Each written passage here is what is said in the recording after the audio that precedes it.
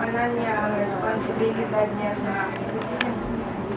Nilalarawan ko siya bilang isang ulirang malambing na pagmahal.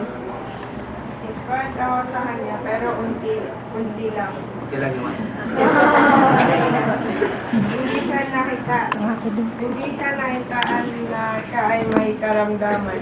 Malas ang tingin ko sa kanya sa likod ng mga pagkakataon na may sakit na pala siya.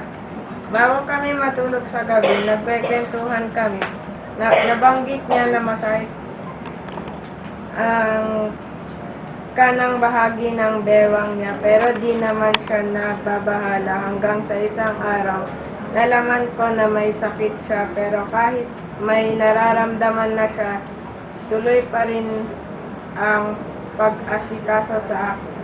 Sa kanyang paglisan, alam ko na masaya na siya ngayon. Hindi na siya mahihirapan pa. Alam ko na kasama na niya ang ating dear Lord. Bago siya malabutan ng hininga sa ICU, nung gabi, pinuntahan ko siya sa loob at nung